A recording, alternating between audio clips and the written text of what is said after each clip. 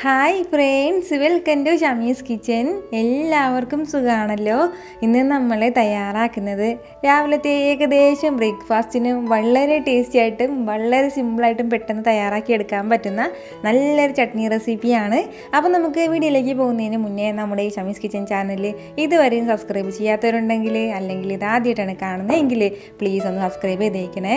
കൂടെ തന്നെ തൊട്ടടുത്ത് കാണുന്ന ബെല്ലൈക്കനിൽ ഓൾ കൂടി ഒന്ന് മറക്കാതെ പ്രസ് ചെയ്തേക്കണം. എന്നാൽ ശരി, നമുക്ക് വേഗം വീഡിയോയിലേക്ക് പോകാം. നമ്മുടെ ഈ ചട്നി തയ്യാറാക്കി എടുക്കാൻ വേണ്ടിയിട്ട് ഞാനിപ്പോൾ ഒരു കടായി അടുപ്പത്തേക്ക് വെച്ചിട്ടുണ്ട്. അപ്പോൾ അത് നല്ലതുപോലെ ഒന്ന് ചൂടായി തുടങ്ങുമ്പോഴത്തേക്കും പിന്നെ നമുക്കിതിലേക്ക് വേണ്ടത് കുറച്ച് എണ്ണയാണ്. അപ്പോൾ വെളിച്ചെണ്ണയാണ് ഇതിലേക്ക് ചേർത്ത് കൊടുക്കുന്നത്. ഫസ്റ്റ് നമുക്ക് വളരെ കുറച്ച് എണ്ണ ചേർത്ത് കൊടുത്താൽ മതിയാവും. ഇതിപ്പോൾ ഏകദേശം ഒരു 1.5 ടേബിൾ സ്പൂൺ അളവിൽ എണ്ണ ചേർത്ത് കൊടുത്തിട്ടുണ്ട്. എണ്ണ നന്നായിട്ട് ചൂടായി തുടങ്ങുമ്പോഴത്തേക്കും പിന്നെ നമുക്കിതിലേക്ക് വേണ്ടത് ഉഴുന്നും കൂടിയാണ്. ഞാനിപ്പോൾ 2 ടേബിൾ സ്പൂൺ അളവിൽ ഉഴുന്നെടുത്തിട്ടുണ്ട്, അതുകൂടി ചേർക്കാം. ഉഴുന്ന് ചേർത്ത് കൊടുത്തതിന് ശേഷം ചെറുതായിട്ട് നമുക്ക് ഒന്ന് വറുത്ത് കൊടുക്കാം. ചെറിയ രീതിയിലൊന്നും കളറ് മാറിയാൽ മതിയാവും. പെട്ടെന്ന് തന്നെ കളറ് മാറിയിട്ട് വരും. ഈ ഒരു രീതിയിൽ ലൈറ്റായിട്ട് ഒന്ന് കളറി മാറി വരുമ്പോഴത്തേക്കും പിന്നെ നമുക്കിതിലേക്ക് ബാക്കി ചേരുവകളും കൂടി ചേർക്കാം. ഇനി നമുക്കിതിലേക്ക് വേണ്ടത് ചെറിയ ഉള്ളിയാണ്. ഞാനിപ്പോൾ ഒരു 100 ഗ്രാം അളവിൽ ചെറിയ ഉള്ളി എടുത്തിട്ടുണ്ട്, ഈ ഒരു അളവിൽ. അപ്പോൾ അതുകൂടി ചേർക്കുകയാണ്. കൂടെ തന്നെ അതുപോലെ പിന്നെ നമുക്ക് വേണ്ടത് കുറച്ച് വെളുത്തുള്ളി അല്ലിയും കൂടിയാണ്. അപ്പോൾ 50 ഗ്രാം അളവിലാണ് ഞാനിപ്പോൾ വെളുത്തുള്ളി അല്ലി എടുത്തിട്ടുള്ളത്. അപ്പോൾ അതും ചേർത്ത് കൊടുക്കാം.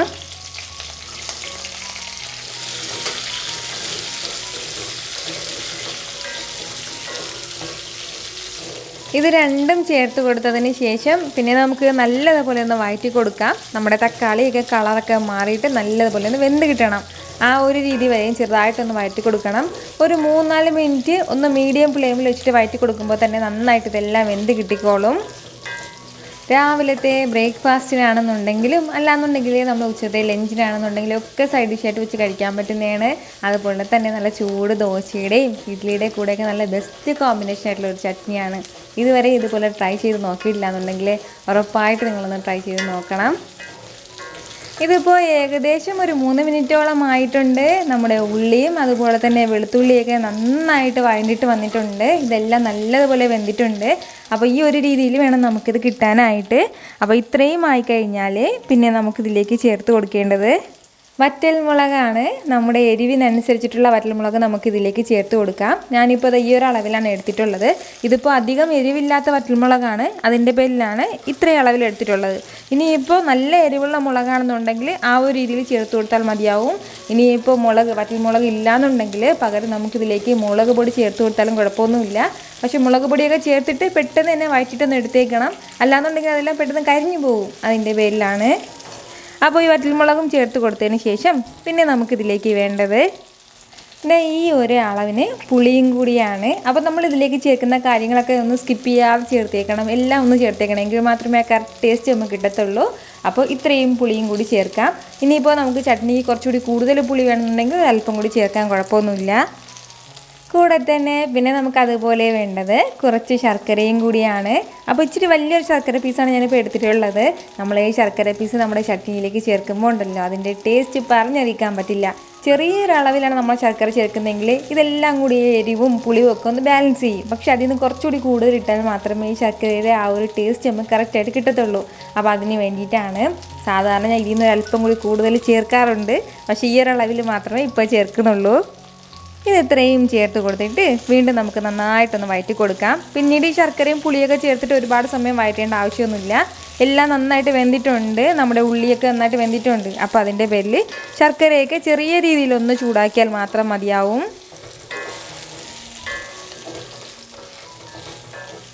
ഇതെല്ലാം കൂടി ചേർത്തിട്ട് നന്നായിട്ടൊന്ന് മിക്സ് ചെയ്ത് കൊടുത്തതിന് ശേഷം പിന്നെ നമുക്കിതിലേക്ക് വേണ്ട കാര്യങ്ങൾ ഒരു 1/4 ടീസ്പൂൺ അളവിൽ മല്ലിപ്പൊടിയും കൂടിയാണ്. അപ്പോൾ നമ്മൾ ഇതിലേക്ക് മല്ലിപ്പൊടി ചേർക്കുന്നതിൻ്റെ പേരിലാണ് ലാസ്റ്റിൽ ചേർക്കുന്നത്. ഇനിയിപ്പോൾ മുഴുവൻ മല്ലിയാണ് നമ്മൾ ചേർക്കുന്നതെങ്കിൽ തുടക്കത്തിലേ ചേർത്തിട്ട് നല്ലതുപോലെ ഒന്ന് വറുത്തെടുത്താൽ മതിയാവും. അപ്പോൾ പൊടികൾ ചേർക്കുമ്പോൾ എപ്പോഴും ലാസ്റ്റിലൊന്ന് ചേർത്തിട്ട് പെട്ടെന്നൊന്ന് വഴറ്റിയെടുത്തേക്കണം, അല്ലാന്നുണ്ടെങ്കിൽ ഇതെല്ലാം കരിഞ്ഞു പോകും. അതുപോലെ പിന്നെ നമുക്കിതിലേക്ക് വേണ്ടത് ഒരല്പം കായപ്പൊടിയും കൂടിയാണ്. ഒരു പിഞ്ചളവിൽ കായപ്പൊടിയും കൂടി ചേർക്കാം. ഇനി നമുക്കിതിലേക്ക് വേണ്ടത് നമ്മുടെ ചട്നിക്ക് ഇത്രയ്ക്കും ആവശ്യമായിട്ടുള്ള ഉപ്പും കൂടിയാണ്. അപ്പോൾ ഈ ഉപ്പും ചേർത്ത് കൊടുത്തതിന് ശേഷം പിന്നെ നമുക്ക് എല്ലാം കൂടി ഒന്ന് വഴറ്റി കൊടുത്താൽ മതിയാവും. എല്ലാം കൂടി നന്നായിട്ടൊന്ന് മിക്സ് ചെയ്ത് കൊടുക്കാം. പിന്നീട് നമുക്ക് ഫ്ലെയിം ഇടേണ്ട ആവശ്യമൊന്നുമില്ല. നന്നായിട്ട് ഫ്ലെയിം ഇടുകയാണെന്നുണ്ടെങ്കിൽ ഇത് മസാലയൊക്കെ കരിഞ്ഞു പോകും. അതിൻ്റെ പേരിൽ ഇതെല്ലാം കൂടി ചേർത്തിട്ട് നല്ല രീതിയിൽ ഒന്ന് മിക്സ് ചെയ്ത് കൊടുത്തതിന് ശേഷം പിന്നെ നമുക്ക് ഫ്ലെയിം ഓഫ് ചെയ്യാം. ഫ്ലെയിം ഓഫ് ചെയ്ത് കൊടുത്തതിന് ശേഷം പിന്നെ നമുക്ക് ഇത് ചെറിയ രീതിയിൽ ഒന്ന് തണുത്തിട്ട് ഇതിലേക്ക് ഒരല്പം മാത്രം വെള്ളം എന്ന് പറഞ്ഞാൽ നല്ല ചൂട് വെള്ളം തണുപ്പിച്ചിട്ട് ഒഴിക്കുന്നതാണ് ഏറ്റവും നല്ലത്. കാരണം ഇത് കുറച്ച് ദിവസം നമുക്ക് സൂക്ഷിക്കാൻ പറ്റുന്ന ഒരു ചട്നി കൂടിയാണ്. അതിൻ്റെ പേരിൽ നല്ലതുപോലെ തിളപ്പിച്ചാറിയ വെള്ളം വേണം ഇതിലേക്ക് ചേർക്കാനായിട്ട്. എന്നാൽ ശരി, ഇത് ചെറിയ രീതിയിലൊന്ന് തണുത്തതിന് ശേഷം നമുക്കൊരു മിക്സിയുടെ ജാറിലേക്ക് മാറ്റാം.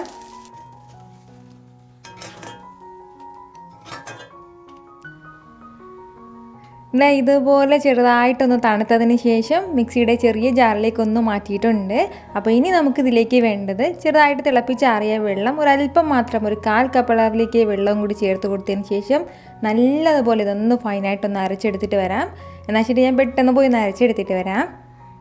ഈ ഒരു രീതിയിൽ നമ്മുടെ ചട്നി എല്ലാം നല്ല സൂപ്പറായിട്ട് ഞാനിപ്പോൾ അരച്ചെടുത്തിട്ടുണ്ട്. ഇങ്ങനെ വേണം നമ്മൾ അരച്ചെടുക്കാനായിട്ട്. ഇനിയിപ്പോൾ കുറച്ച് തരിയായിട്ട് അരച്ചെടുക്കണമെന്നുണ്ടെങ്കിൽ അങ്ങനെയും ചെയ്തെടുക്കാവുന്നേ ഉള്ളൂ. അപ്പോൾ ഇത്രയും ആയിക്കഴിഞ്ഞാൽ ഇനി നമുക്കിതിലേക്കൊന്ന് താളിച്ച് കൂടി ചേർക്കണം. അപ്പോൾ അതിന് വേണ്ടിയിട്ട് നമുക്ക് സെയിം കടായിലേക്ക് തന്നെ ബാക്കിയുള്ള കാര്യങ്ങളും ചെയ്തെടുക്കാം.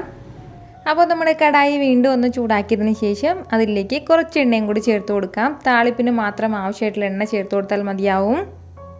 എണ്ണ ഒന്ന് ചൂടായി കഴിയുമ്പോഴത്തേക്കും പിന്നെ നമുക്കിതിലേക്ക് ഒരല്പം കടുക് ചേർത്ത് കൊടുക്കാം. കടുക് പൊട്ടിത്തുടങ്ങുമ്പോഴത്തേക്കും പിന്നെ നമുക്കിതിലേക്ക് വേണ്ടത് കുറച്ച് വെളുത്തുള്ളി അല്ലിയും കൂടിയാണ്. ഇതുപോലെ 2 വെളുത്തുള്ളി അല്ലി എടുത്തിട്ട് ഇതുപോലെ ചെറുതായിട്ട് അരിഞ്ഞെടുത്തതാണ്. അപ്പോൾ അതും ചേർക്കാം. കൂടെ തന്നെ കുറച്ച് കറിവേപ്പിലയും കൂടി.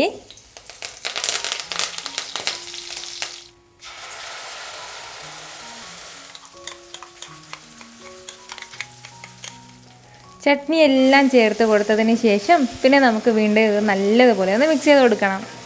നന്നായിട്ട് നമ്മുടെ ഈ താളിപ്പെല്ലാം ഈ ചട്നിയിലാകുന്നത് പോലെ 1 മിനിറ്റ് നന്നായിട്ട് ഒന്ന് വഴറ്റി കൊടുക്കണം. അതിന് ശേഷം പിന്നെ നമുക്ക് നമ്മുടെ ചട്നി സെർവ് ചെയ്യാവുന്നതേ ഉള്ളൂ.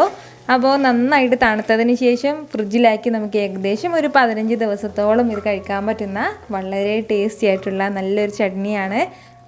ദോശയുടെ കൂടെ ആണെന്നുണ്ടെങ്കിലും അല്ലാന്നുണ്ടെങ്കിൽ ഇഡ്ലിയുടെ കൂടെയോ നമുക്ക് ഇഷ്ടമുള്ള എന്ത് ബ്രേക്ക്ഫാസ്റ്റിൻ്റെ കൂടെയും നമുക്കിത് സൈഡായിട്ട് കഴിക്കാവുന്നതാണ്. അതുപോലെ തന്നെ ചോറിൻ്റെ കൂടെയൊക്കെ നല്ല ബെസ്റ്റ് കോമ്പിനേഷൻ ആയിട്ടുള്ള നല്ലൊരു എരിവായിട്ടുള്ളൊരു ചട്നി കൂടിയാണ്.